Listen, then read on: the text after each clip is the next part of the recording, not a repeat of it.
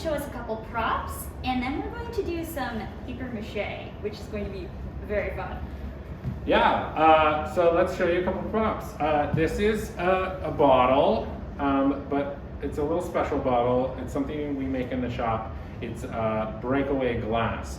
So what it is we take hot plastic, basically, in a big pot with a big spout, and we pour it into a mold, and then we let it sit for a few seconds, and then we dump everything out, and it creates a coating of this specific plastic.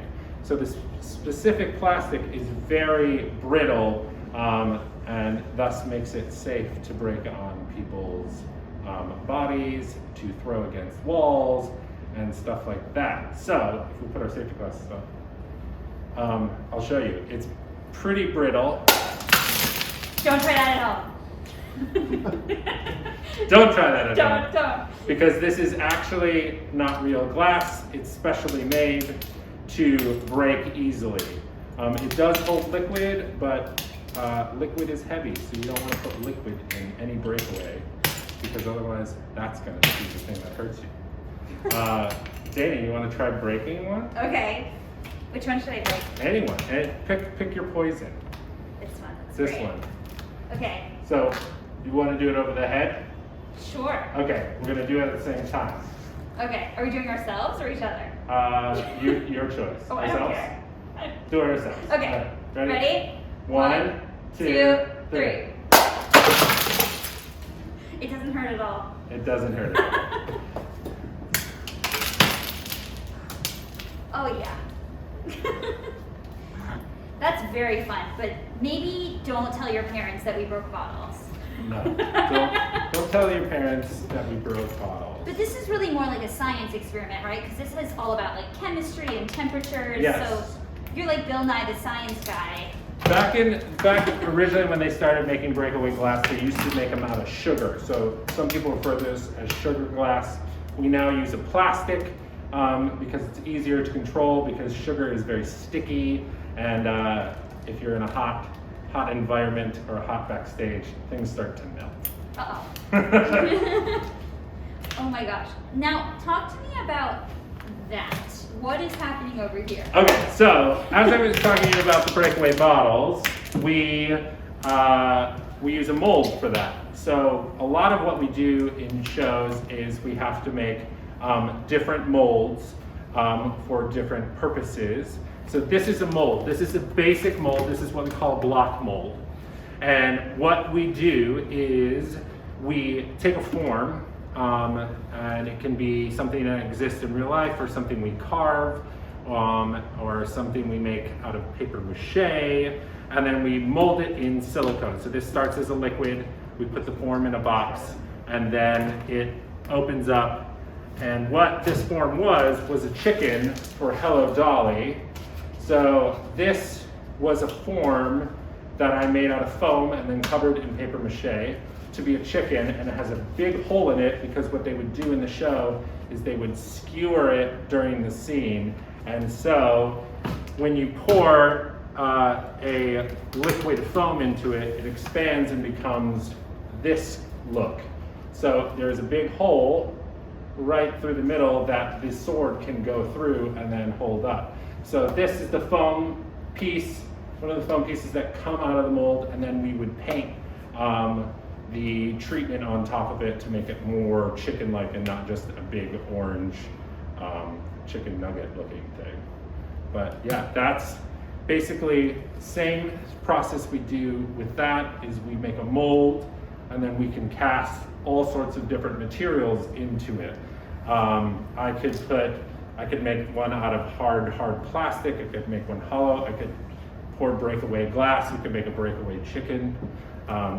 So that is one of those things. But a base thing that we do a lot is we make things out of paper mache, and I use this technique that we're going to show you all the time. I use it with different glues, with fabrics, to make foam props that we carve that have to be really light for an actor, strong, and able to support 8 shows a week. Did we have anything that was paper mache in Beetlejuice? You did. There was a lamp cover, because I did this in DC, that went over one of the lamps in the Beetlejuice house that we also used in the Dietz house. So it was a big cover that looked like a big sandworm. And I took a bunch of foam into the loading dock in DC, and I carved it, and I covered it in paper mache, and we painted it Beetlejuice. So if you were coming in from stage right at the top of the house, there was a little light there with an open mouth. That was all paper mache. I know exactly what you're talking about. Yeah. So basically, we're about to teach you a very practical skill that you can utilize when you become a props person. Yeah, I do it pretty much every day. I do some weird paper mache thing. I'm very excited. Yeah, so basically, paper mache, super easy. Things you can do at home. Sorry, break away glass. The base recipe for paper mache is flour and water, and that's it. But you can do many different variations. In the shop, I use a lot of wood glue. I use any water-based glue, basically. And Dana is going to use glue for hers because she is allergic to wheat and flour. So it would not be good for her to get it. So if you have any sort of wheat allergies, don't use flour. Use glue. You can buy it, dollar store, any white school glue, the best. So what you're going to do is you're going to open that glue up, and in the big bucket, you're going to pour some glue in, and yeah, good. So, and I'm going to pour a little bit of flour in, then stir stick for you. And you're going to add a little bit of water, just a splash, to start. But if you add too much water, you can always add more glue. If you don't add enough glue, you can add more. So you just want a light consistency, not thick like a pancake batter. Maybe too watery? Oh, perfect. You notice really quickly, if it's too thick and not runny enough, it'll start drying in your hands really quickly. So you can go pretty wet, you can go pretty light.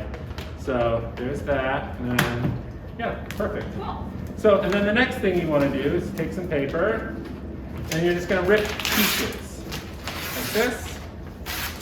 So, any different size. Sometimes you need some really small pieces, sometimes you need some bigger pieces. And then that is our paper mache mixture. So we're going to set that to the side for now. So now you can do all sorts of things with paper mache. You can cover balloons, you can cover rolled up pieces of paper if you just need a form to base it on.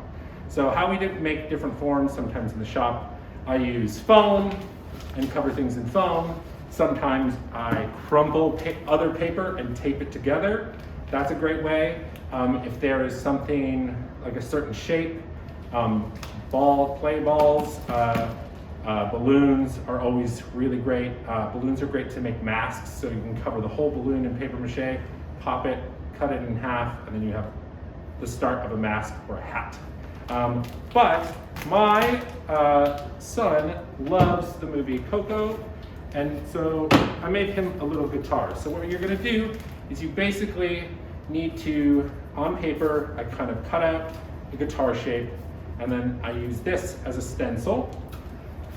And then,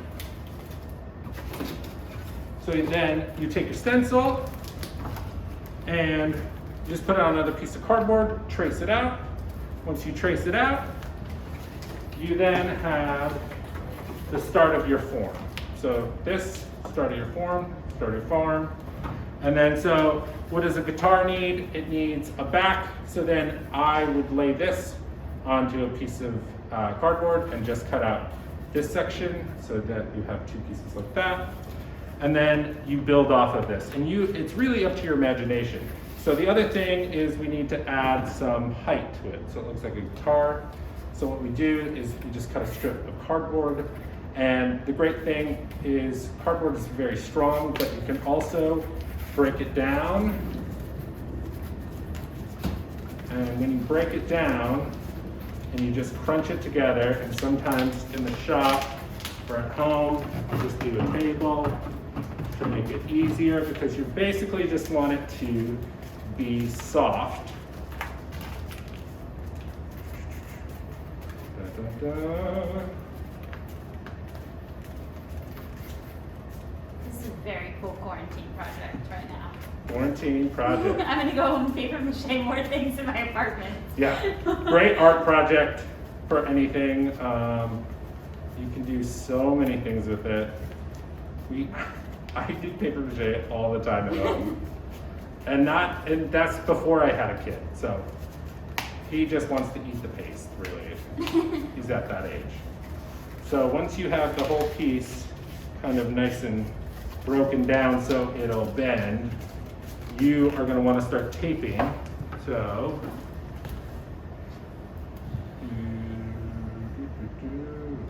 this is all. The tape is always the hardest part, I think. The Finding tape is the end of hardest tape. part. So you're going to start. You're going to start. You're going to start just adding tabs of tape. And to the outside of the form, do you want to rip Do you this want me some to be tape? the assistant? Yeah, assist my taping.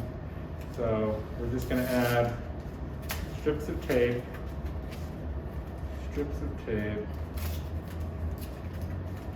and nobody's going to see this part, which is my favorite thing about building props is you kind of learn where nobody's going to see it. So you don't have to get it on super straight. You don't have to it doesn't have to be 1 inch apart. You're just making a form. Okay, so basically, once you spend a lot of time taping, and you can make different forms, you can just add more cardboard here, you can make this a little bit thicker, you can have a form like this. And like I said, you don't have to make a guitar, you can make anything that your imagination can do. You can have a crown, you can make a hat, masks, traditional masks are made in this technique. So then you take your form, and this is the fun part that I like. You just take any piece of paper and you dip it in, and then you kind of make sure the whole piece of paper is covered, and then you lay it down on the form, and yeah, it's messy, it's fun, and you just keep doing that, and you're going to want to overlay the pieces of paper as you go, and obviously cover the seams.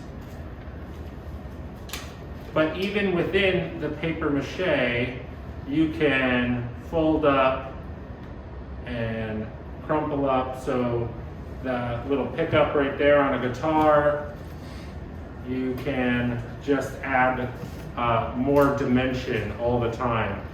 And the paper doesn't have to be ripped exactly, it could be long and thin, and you just find little spaces to fit that all in. And this is the most fun part. And then you just want to get like a good 2-3 layers on this to get it fully covered. But it's just goofy, messy fun that you definitely want to ask your parents' permission before you start this project. And maybe lay down some paper. Yeah, this tablecloth is super helpful because this would be a bit messy. Yeah, but you're doing great. So you just want to cover everything that you can do. Yours is very precise and like beautiful. Mine is more of like a. No, yours is very beautiful. Show yours. Thank you. Okay. Show the camera Show the camera what I've on done. our weird craft. I'm paper macheing. Yeah, that's beautiful. There is no wrong way to paper mache. I always like to, because I'm a little bit like obsessive with stuff in type A, I like to like make sure I get one full area covered. So I'm gonna freak out Dana. I'm gonna put a piece all the way over here and lay one down over there. So stressful, right? And you just keep doing this until it's all covered. And then once you have it all covered, you let it dry overnight, usually.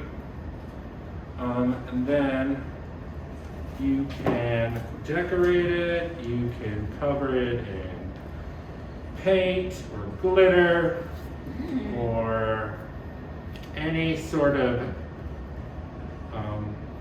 crayons, markers, everything. Glitter guitar. A glitter guitar. Not a bad idea. Yes. If you were my wife, she'd want it gold leafed because she loves everything in her house gold leaf. Yeah, so you're just, and then once you get a bunch of paper on, you want to go back and smooth out spots. You see that little line there, you can add some more paper mache to help cover it. And I just think it feels nice. It's really tactile. It's a fun thing.